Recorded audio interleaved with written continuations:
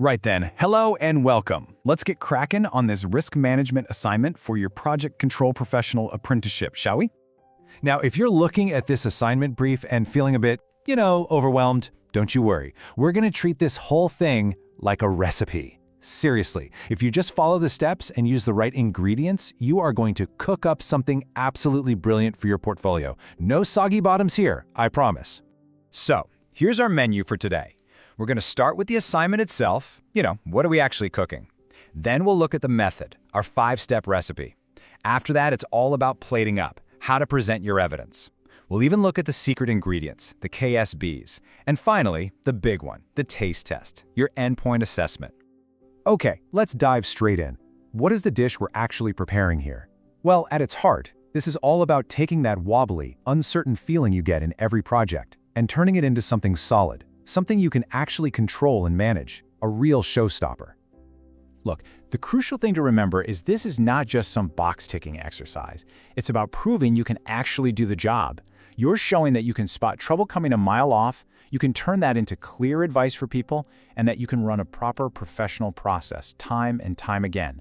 You're moving from panicked firefighting to being in calm, collected control. And this is how long you've got in the kitchen. Now, 10 to 20 hours, that is a really solid amount of time. This isn't a rush job where you're chucking things in a pan.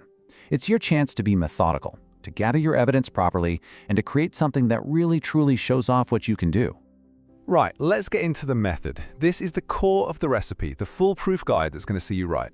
This is all about having a system, a process you can rely on every single time. And here it is, your 5-step process. First, you get your head around the project. Then, you gather your ingredients, your inputs. Next, you generate your initial list of risks. Then you write them down properly in the register, and, this is the bit people forget, you keep checking and updating them. We're going to look at each of these so it's all crystal clear. But hold on a second. Before we even start generating risks, we have to know how to write them properly. This is so important. A risk isn't just a vague worry like, oh, the delivery might be a bit late. No. It needs to be a clear, structured statement that anyone, and I mean anyone, can understand and act on. And this is the magic formula, the absolute key to everything. You need to burn this into your brain. First, what is the cause? What's the situation that could lead to a problem? Then, what is the risk event itself, the thing that might happen? And finally, what's the effect? What happens to the project if it does? Cause, event, effect. Got it? Brilliant. Let's see it in action. Have a look at these examples. See how specific they are?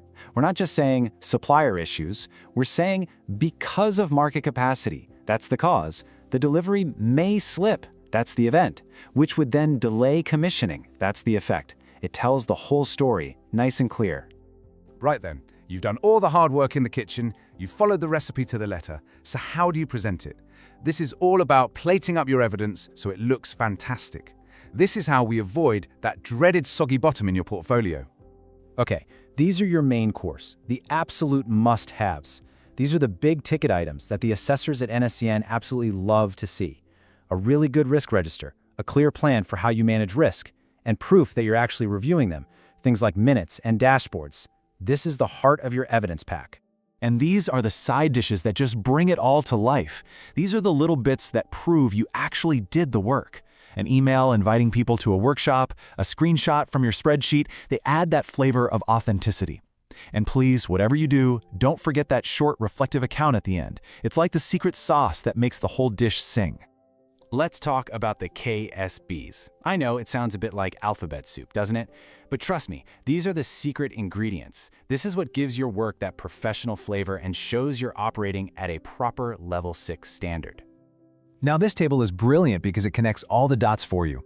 On the left, you've got the fancy KSB name, like Principles of Risk Management. And on the right, that's the simple, practical thing you're already doing in this assignment to prove it, like following the 5-step method. When you run a workshop, that's you ticking the box for the skill of identifying stakeholders. See?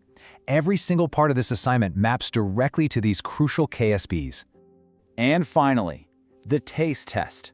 How is all this hard work going to hold up at your endpoint assessment? Because your portfolio is one thing, but you're going to have to talk about it. So let's get you ready for the questions they might ask in that professional discussion.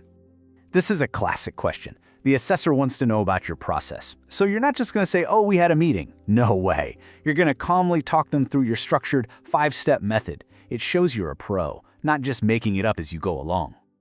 Ooh, they love this one. Here, they're testing your professional courage. And this is where your assumptions log becomes your best mate. You can say, well, we had an assumption that the ground would be clear. I challenged that, we created risk number 1, 2, 3 to track it, and it turned out I was right. Perfect. Now this is a big one. It's about integration. They want to see that your risk register isn't just a document gathering dust on a shelf.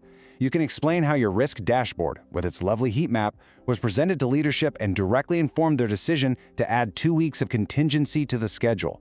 That's the stuff.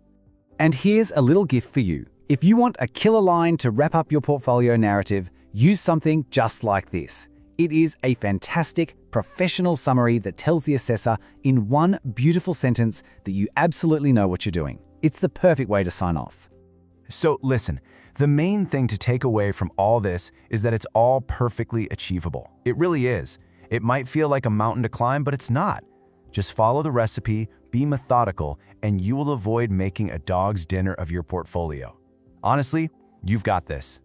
And on that note, I'll leave you to get started. But have a think about that question right now. What's the most obvious bit of uncertainty staring you right in the face on your project? Go on, get it down on paper. Good luck and happy cooking.